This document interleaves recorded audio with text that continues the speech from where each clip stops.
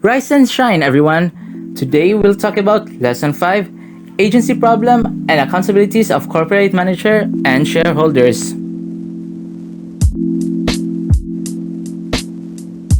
This lesson, you'll be able to recall the agency problems, enumerate and explain the principal agent-specific issues, enumerate and explain the identified agency problems in a corporate governance, ascertain the significant difference among types of takeovers, and show the important roles that external bodies serve to improve the corporate governance. There have long since been a debacle of issues, mainly a debate on the corporate social responsibility, often vague and unrealistic, or sometimes even both. These stem from two issues: the relative legal issues and the arguments of social responsibility theorists. First off is the relative legal issues. These issues are those of how the corporate social responsibilities deal with whether or not the law should either restrict or mandate the mechanics of corporate governance in order to ensure the corporate managers act with the interest of the society. With that, there are four types of questions that need to be ascertained as relative questions that do not concern them. Those are, first off, corporate concept with no coherent meaning. Second, whether corporation or any individual who manage care about society. Third is the no question regarding parties to the firm may contract to society's interest to its account. Fourth and last would be no managers maximize profit rather than the interests of managing or manage. On another note, there are the social responsibility theorist arguments. Those are the market alone can't adequately discipline corporate conduct. As such, there were laws in place, but that alone isn't also enough. Now we move on to the second, the legally compelling social governance to reduce managers' accountabilities will make it that the managers wouldn't be accountable for anything, and that would lead to another whole set of problems. And lastly, Aaron and other corporate scandals shows that agency caused problems has not disappeared. So the question is,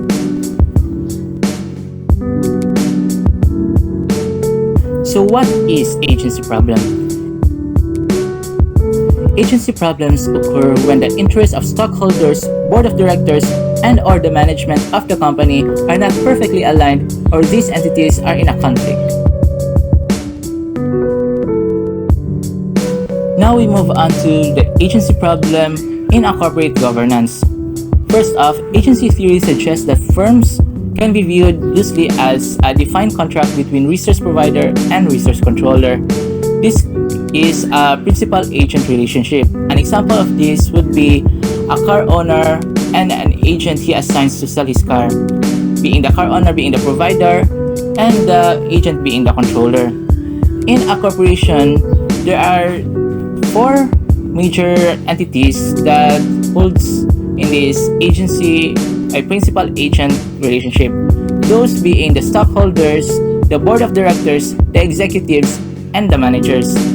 And in a corporate governance, the relationship between principal and agent is in a cascading order. First off, the principal is the shareholder and the agent is the board of directors. Next would be the board of directors being the principal and the executive manager and auditor being the agents. Now that we've talked about principal-agent relationship, let's talk about the issues among them. Those are diversification versus dividend, managerial opportunism, power supremacy versus technical expertise, and trust. First off, let's talk about diversification versus dividend. Let's take for example the resources or the cash flow. The cash flow of the resources after a successful investment, managers prefer to invest them in additional product. Those will diversification. While shareholders prefer those funds to be declared as dividend as long as they are backed up by income. So this problem is mainly on control of the available funds and how it is used or invested. Take for example, I'm a shareholder. As a shareholder, I invested my funds to, like for example, an ABC company, and those company managers are using those monies on project. For example, they just finished a successful album. For example, it's a record company, a successful album gaining millions.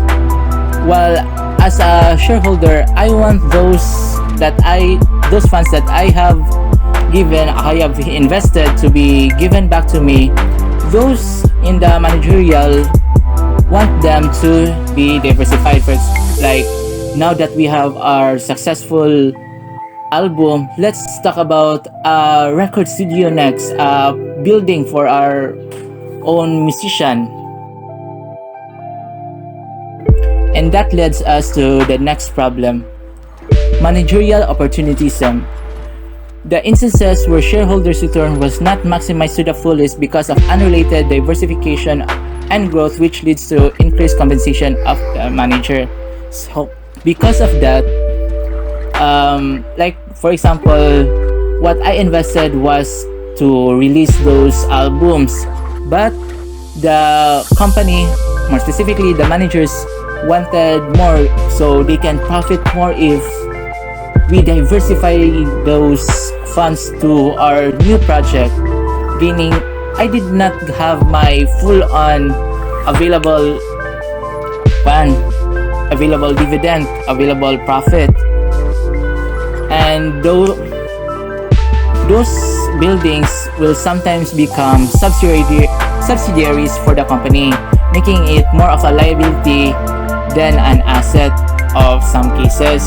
Like those record albums were hot selling, but the next album wasn't so it became a liability. Though those subsidiaries are still alive because of the possible use for them and the long since money that has been invested in them.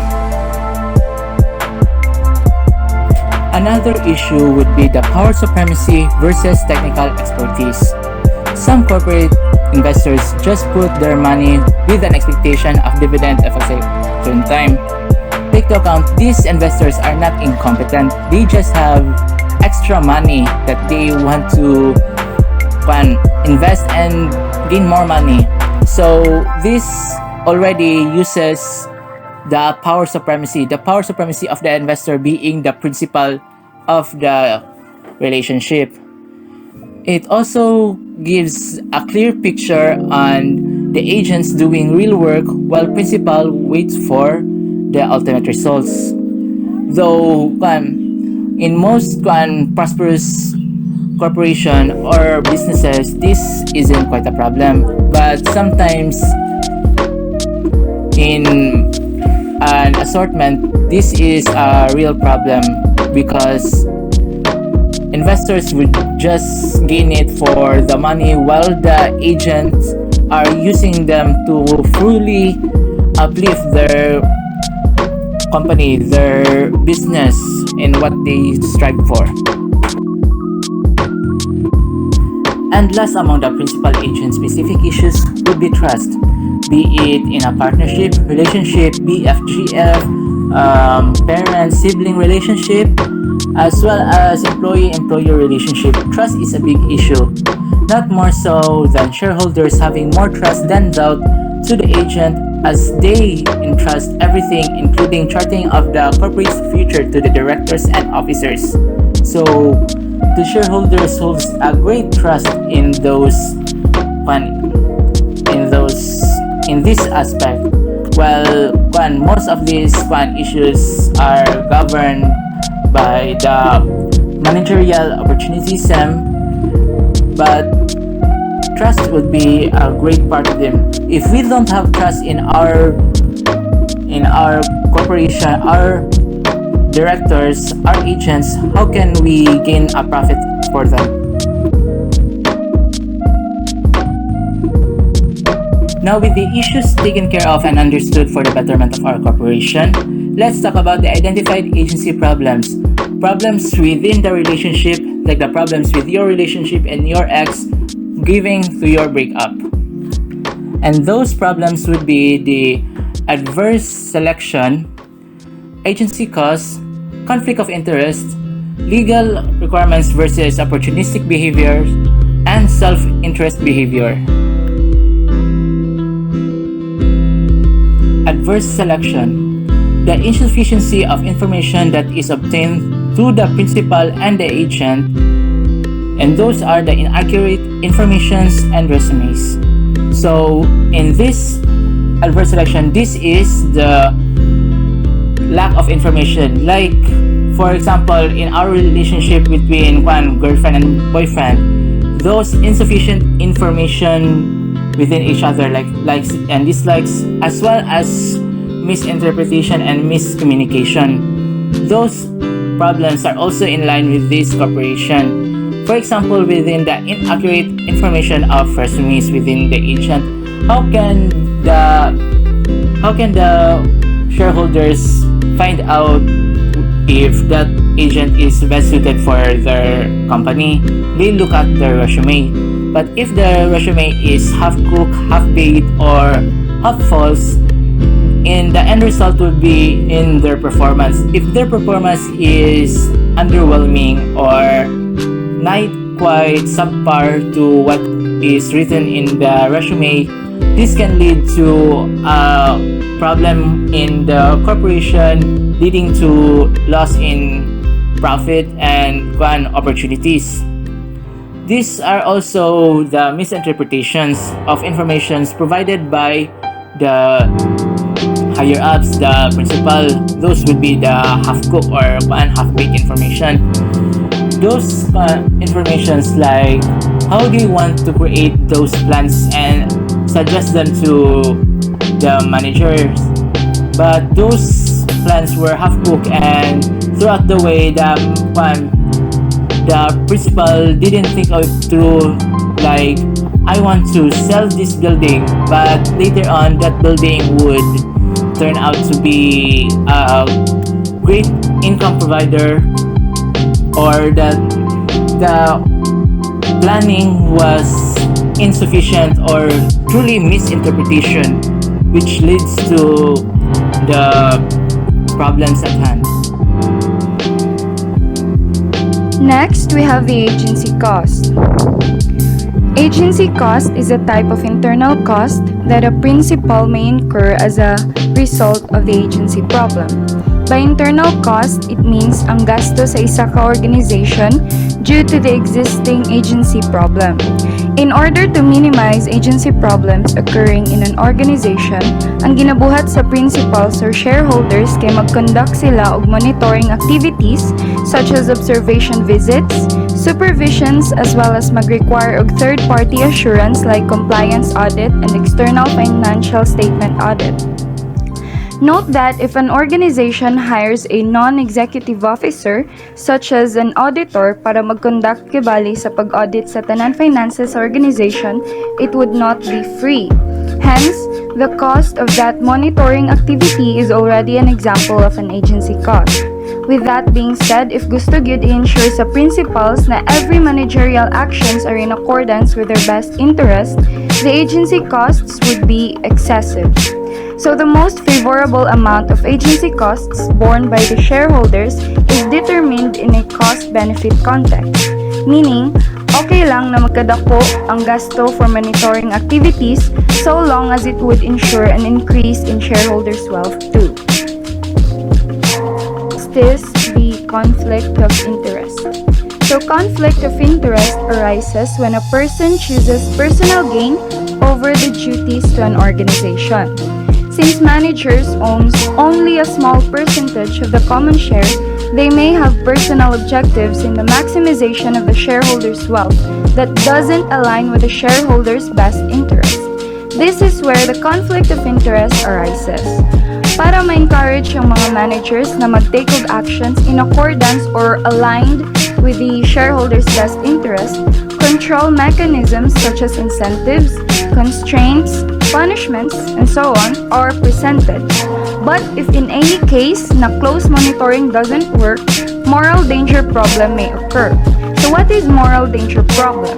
It is a problem where agents take unobserved actions against the principal's interests because it is impracticable or impossible for principals or shareholders to monitor all managerial actions performed in the different levels of organizations. This is why principals incur agency costs in order to reduce the moral danger problem inside their organization.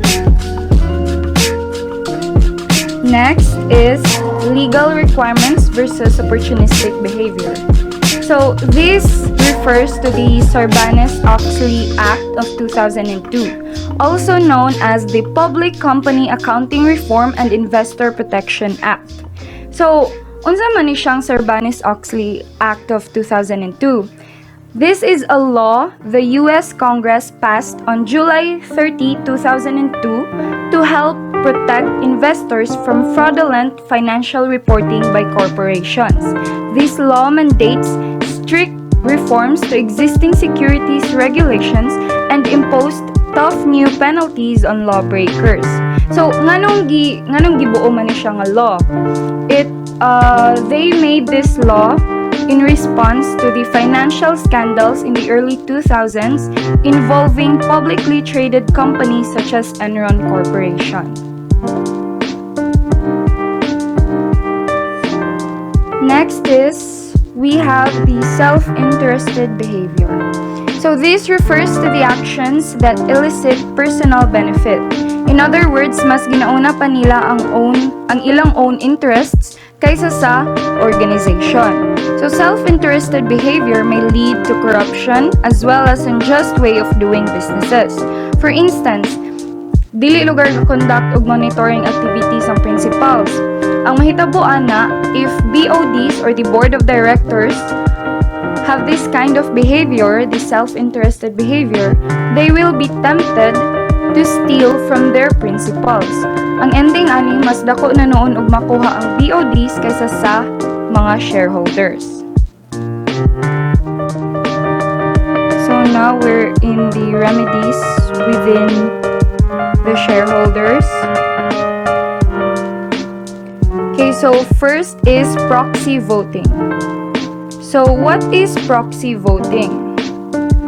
Proxy voting refers to an exercise of voting in behalf of shareholders through a use of special authority given by the shareholder or the principal. For instance, 8 out of 10 shareholders lang ang present sa isa ka annual meeting nga gakahitabo. And in that meeting, kinahanglan mag-vote every shareholders kung i-approve ba ang isa ka proposed project for the whole organization. Ang mag-vote na lang dayon for the 2 shareholders nga absent ana nga meeting kay ang isa ka shareholder na present ana nga meeting, then ang isa ka investment and fund manager. So even though absent ang duha ka shareholders, naka-vote gihapon sila sa ngalan na ilang gitagaan og special authority ang isa ka shareholder na present sa meeting and ang isa ka investment and fund manager. So long as they gave the special authority to those persons, they can be their proxies when it comes to voting. However, for proxies, sa voting lang yun sila na ay rights, given that they were given the special authority. Pero in terms of giving out opinions or debating and participating in the proceedings, they're no longer allowed to do it since they are only the proxies. The right to argue and participate in the proceedings is reserved only if you are a voting shareholder of the organization. Now, the benefits of proxy voting. These are the areas where the proxy system proves to be beneficial to the principal or shareholder, more especially if the proxy is a fund manager. First, we have the routine decisions. So, diri na area, pwede ra kaayo ang proxy ang mag-vote as the representative of the principal who isn't present at the time.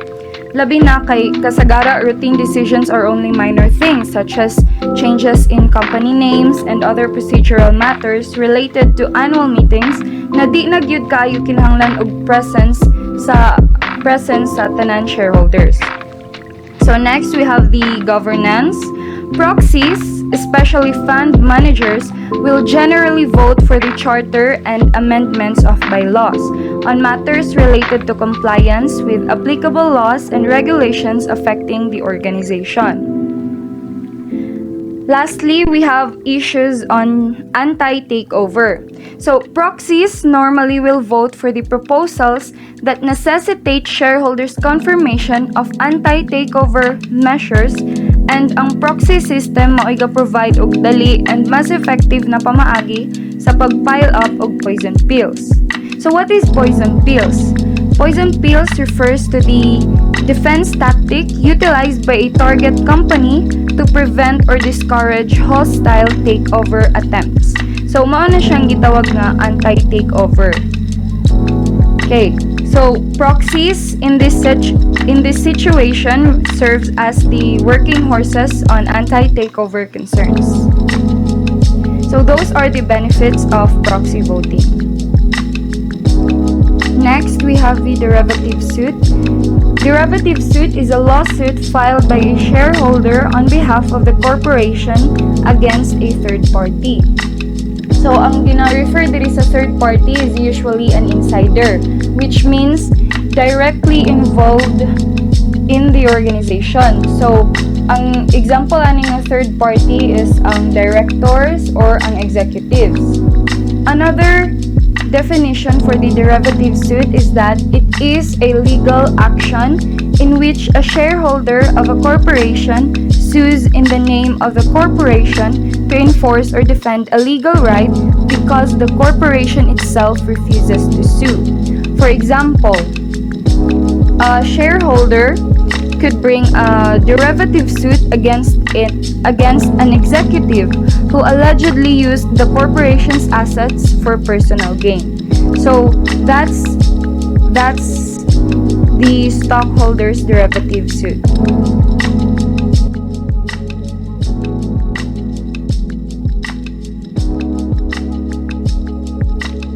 Specific feature. While under the Corporate Code of the Philippines, shareholders are the owners of a corporation, but for practice reasons, they are not empowered to manage the day-to-day operations and other routinary concerns of the corporation. Instead, shareholders appoint directors, and the directors in turn appoint executives and high-ranking managers. Derivative suit allows a shareholder to bring an action in the name of the corporation against the parties that may cause or is allegedly causing harm to the corporation when the directors, officers, managers, or employees of the corporation are not keen on filing an action. A shareholder may do it himself to bring an action on behalf of the corporation. Any reward, monetary or otherwise, of a successful action will be awarded to the corporation and not to the individual shareholders that initiated such action.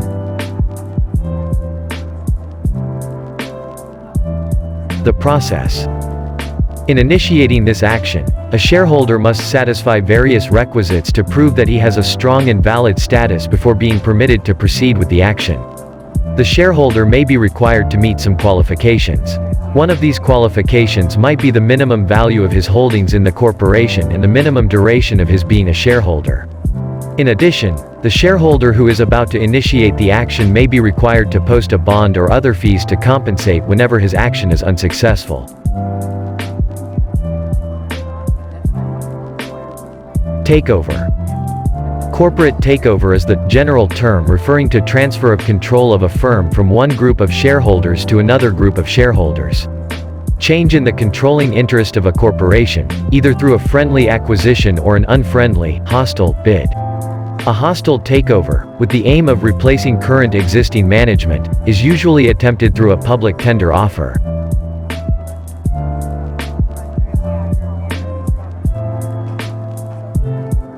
Types of takeover: friendly takeover, hostile takeover, reverse takeover, debt financing, share swap or all-share deal.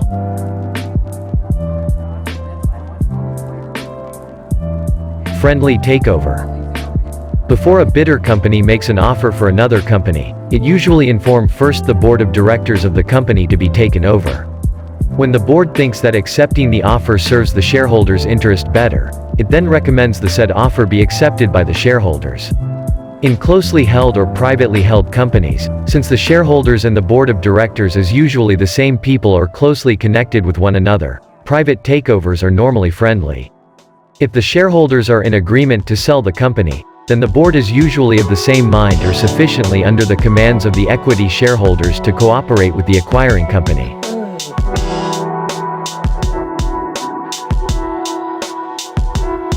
Hostile takeover. A hostile takeover permits the acquirer to be company to bypass the target company's management if it is uncooperative and unwilling to agree to a merger or takeover. A takeover is regarded as hostile if the target company's board cast-offs the offer but the acquirer to be is persistent to pursue lieutenant. It can also be considered hostile if an offer was made without informing the target company's board ahead of time.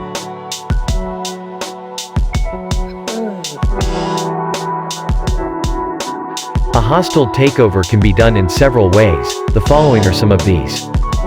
1. By making a tender offer whereby the acquiring company makes a public offer the price of which is way higher than the current market price, making it hard for the existing shareholders to resist.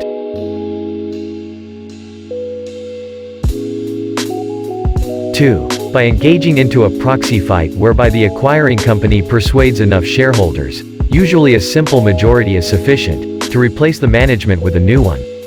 This new management will be installed purposively to approve the takeover.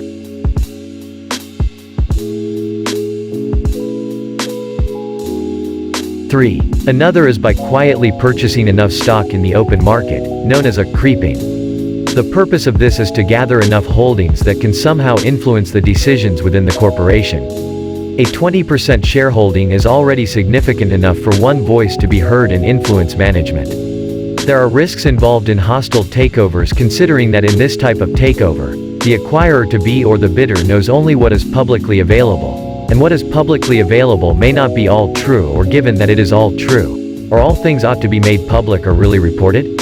One of the dangers of a hostile takeover is that, if there's such as poison pill in a takeover issue, there can also be landmines being planted by the old management before they go and have the burden of clearing it be left to the new management.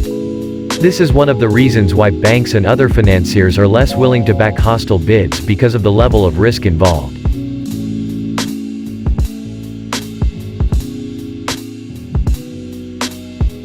Reverse takeover.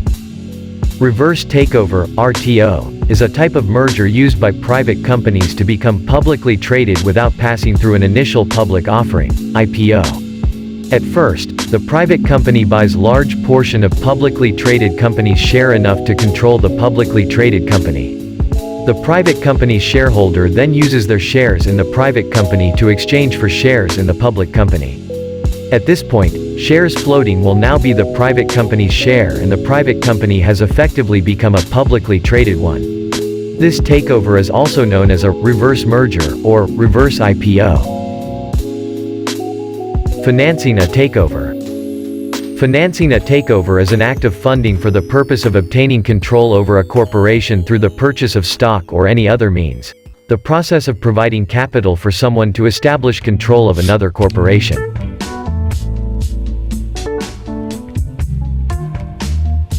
Debt financing.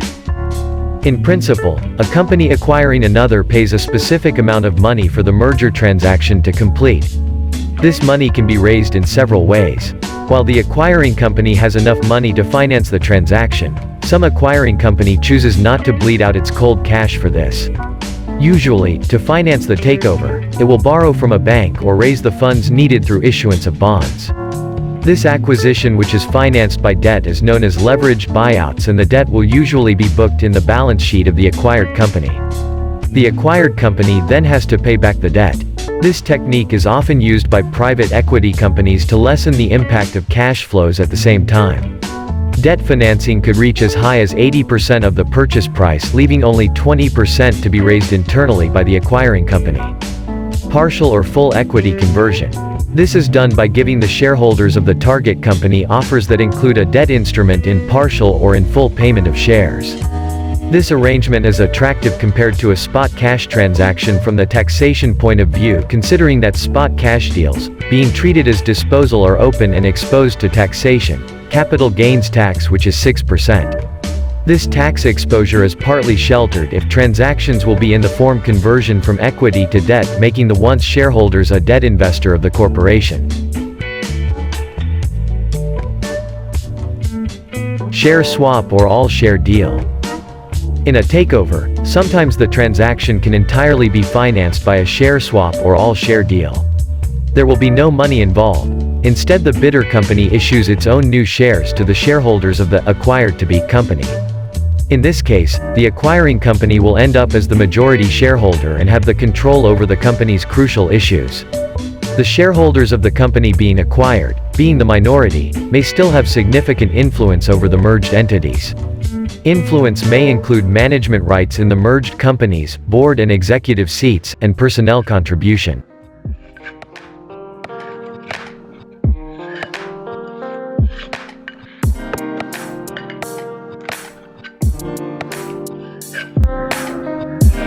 This is about external forces affecting governance. Competitors refers to a corporation and other business entities, private or public, offering the same product or services that the company is offering. This affects governance, considering that, to the eyes of the investors, the best-run businesses are the most attractive for investment. Competition makes the corporation on guard and what to do for itself to gain competitive advantage over its competitor at the same time. Scout for things that would make your competitor at a disadvantage. Financier is a term given to a person or entity who manages routinely huge amount of money. This person or entity usually involved in the activity of lending money, project financing, large-scale investment, or large-scale management of money. Financiers affects companies' governance in the sense that being the fund provider, financiers want the investment secure. They only invest in companies with good track record and reputation to protect, and this may mean that the company will be around for a longer period of time. Regulatory agencies refers to a public authority or government agency responsible for exercising autonomous authority over some area of corporate activity in a regulatory or supervisory capacity. An independent regulatory agency is a regulatory agency that is independent from other branches or arms of the government. Regulatory agencies deal in the area of administrative law regulations, that is enforcing rules and regulations and imposing supervisions or oversight for the benefit of the public at large.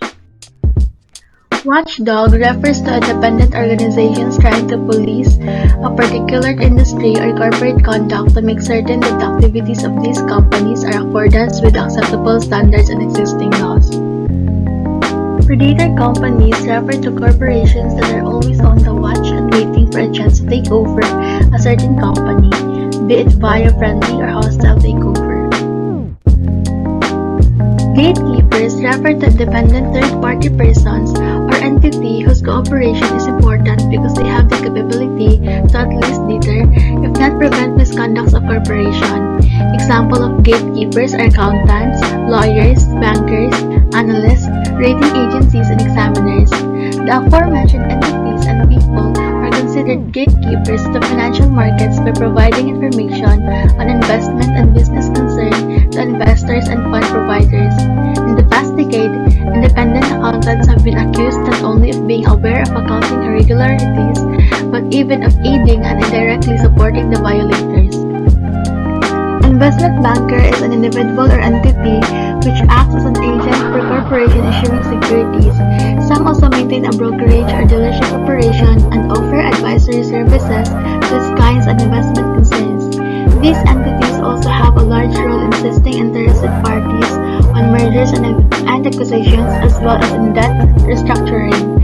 Investment banker is different from the traditional banks in meaning that the latter does not accept deposits and provide loans to individual or corporation. These two are the role of investment bankers. Primary issue, in time when corporation issues and sell new securities to increase funds. Investment banker, again, is agent responsible for finding buyers from the securities for sale. The investment banking firms perform three functions. These are originations, underwriting, and distribution. Originations covers the secondary of operation of discovery, investigation, and negotiation. Discovery is finding of potential issue of securities. Investigation is assessing and analyzing of the investment credit for the potential security issuer, including the inherent liability of the issue. Negotiation is the determination of the amount of the price. Investigation and analysis determines whether a proposed issue has satisfactory grounds to be offered to the public. Underwriting is an arrangement with an investment banker whereby the investment banker agrees to buy the entire issue at a set price. It also refers to the guarantee by the investment banker that the issuer company will receive a certain minimum amount of cash for the new issued security for sale. These can be completed in two ways: negotiated underwriting, which is agreed and arranged negotiation between the issuing company and the investment; competitive bidding, a setup in which the issuing company awards the offering to the investment bids the highest price. Syndicate is a temporary union of investment bankers brought together for the purpose of selling new securities. There are two types of underwriting syndicate. These are divided syndicate and undivided syndicate. Divided syndicate is each member group has legal responsibility of selling a portion of offering allocated to them. Undivided syndicate, each member group is legally responsible for unsold securities up to the amount of its percentage of participation, regardless of the number of the member of securities that group has sold. Lastly is the distribution. The investment banker acts as a professional firm to distribute securities efficiently for the corporation. Making a solid and sound issue of securities is the investment banker business. It is here where its reputation is being harnessed. Therefore, it can be expected that the firm will take care of it at any cost.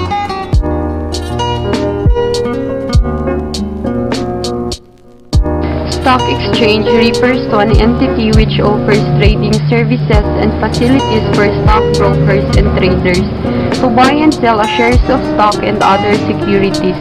In other words, a stock exchange is a marketplace where securities such as stocks and bonds are bought and sold.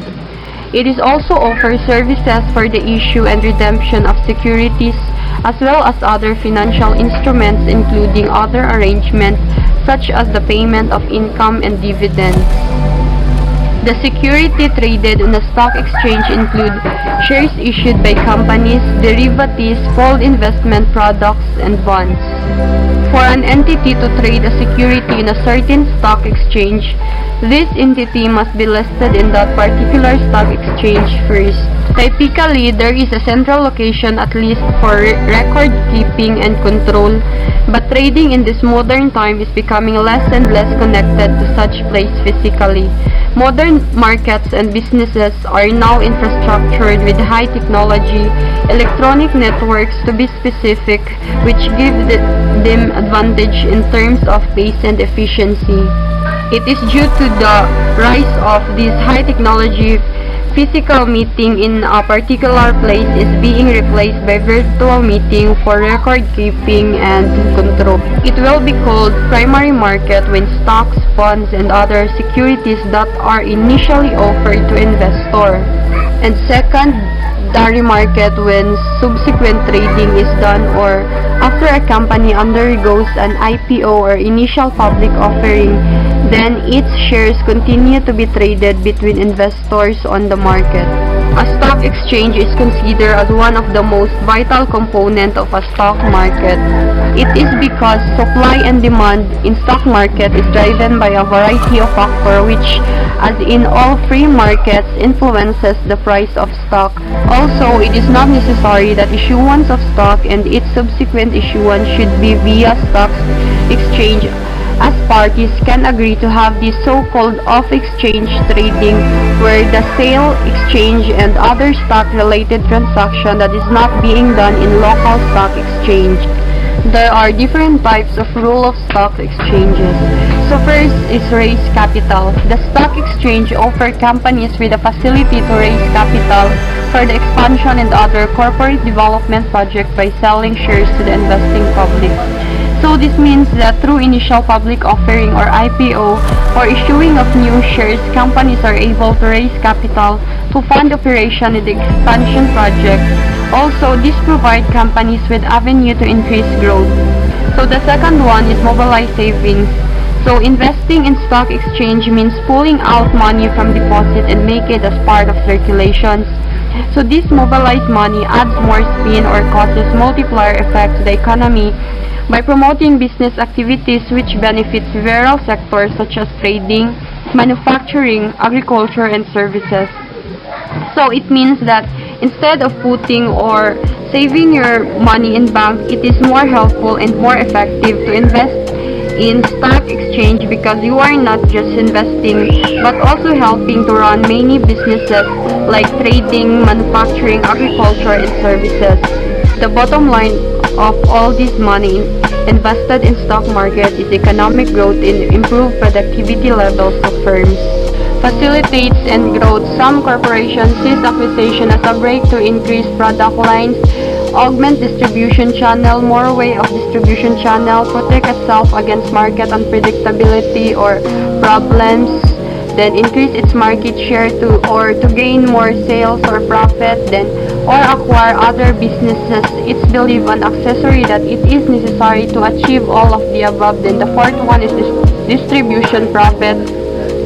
Is being shared both by ordinary corporate investor who are willing to wait until declaration of dividends takes place. So the investor has a willingness and patience to wait until the declaration or distribution dividends takes place then. And we have the speculative investor who are practically in real trade of playing with the price. So this investor who actually in whole and dump business, they buy shares at a certain price and sell their shares when price increases. So that's one of the business tactics of investor who buy and sell their product when there is an increase of price. Number 6 improves corporate governance. So it is expected that companies that are listed in stock exchange are following a stricter standard and reportorial requirement set by the stock exchanges and the government, considering the wide and varied scope of owners, and more importantly, since it involves in public interest. So in general, companies listed tend to improve on their management standard and efficiencies for them to please the shareholders who have different level of demands and who are constantly conscious on the return of their investment. So basically, the company that most listed in stock exchange has no choice but to make a better strategy to improve their management standard and to meet the expectation that the shareholder wanted, especially in terms of demand and return of investment. In contrast with the company that being traded publicly, these private companies, shares of which are not traded publicly, which are often owned by the incorporation themselves and or their families and are made as a training ground for the younger generation who will soon become heirs. Sometimes these companies are closed and owned by a few investors only, thus giving outsiders no chance of becoming a part owners. Here are some example or documented cases of failure of corporate governance in some companies listed in stock exchange around the world during the last decade. So they are as follows. So first is Enron Corporation in 2001, US Global, WorldCom in 2002, US, American International Group, AIG in 2008, US Global, Lehman Brothers in 2008, US Global, General Motors in 2009, US Global, and Satyam Computer Services in 2009, India. These companies were involved in the most widely publicized corporate scandals, manipulation, and tricks perpetrated by listed companies. This considerable loss of balance in corporate governance by some public companies draws the conclusion that being publicly listed is no assurance of a watertight, a strong foundation that fully ideal corporate conduct in all circumstances. So, nevertheless, it is still a widely accepted idea that stock exchange is really a nest of better managed companies. So another way that support the contention that stock exchange can, in one way or another, improve corporate governance is when a company is known for its poor ethical and managerial track records and is not an advocate of good corporate governance. Investors will definitely avoid the company share. This will make the shares unmarketable or unattractive. This will cause a sustained decline of share price which causes into floor. In stock exchange, the worst penalty for underperformance is the decline in price and it will slap on the shareholder without due notice. So the resort available or the decision available to the stockholder in this case would be dismissal of incompetent management team. When the dismissal happen, at least a strong message is sent to the new set of management, one concerned about matters involving governance, and two is deliver the deliverables. Number 6 creates opportunities for small investors. Stock exchange offers the chance for small investors to own shares of the same companies being invested by the large investors.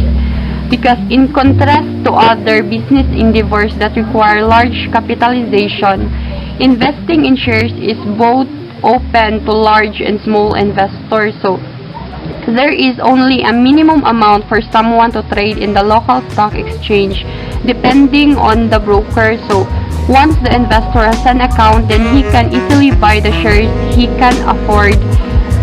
Also, depending on the type of account established, the investor will be provided various trading features, researches, account support, and other value-added services. So that was one of the rule of stock exchange. Number 7 is facilitates raising capital for the government. So stock exchange is also as one of the government avenue to raise funds through issuance of bonds and other papers. The latter guarantees raised from this issuance will then be used by the government to finance the operation of different departments of the government, all the way down to the various agencies and LGUs that instrument carry interest. Just remember that government only has two main sources of funds, through taxation and from borrowing. Indicator of economy shows the standing of the economy. So stock exchange is the residence of the advanced thinker of the economy and business. Prices of securities here could rise and fall depending on dictate of the market, which traded are on a full-time job of reading it in advance to their advantage. So in general, when there is manipulation, increase of securities prices or prices that remain stable is a good indication that the economy in general is stable and growing. There is no decrease in security, then it shows that the economy is in current stable standing and growing. So in the other hand, the stock exchange is the only facility that can provide information on a daily basis or even on real-time basis about the general behavior of the stock market. Financial press. Financial press refers to newspapers, magazines, TV channels, broadcast programs, and other media specializing in financial news and updates. Example of this is Bloomberg TV and Financial Times in US. The Asset in Asia. Locally, there is a Business Mirror and Business World in print, Business 90 over ABS-CBN.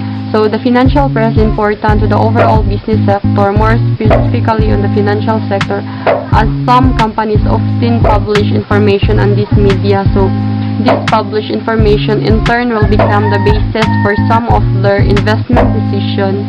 So the financial press provide an avenue where the information sources and the information seekers meet.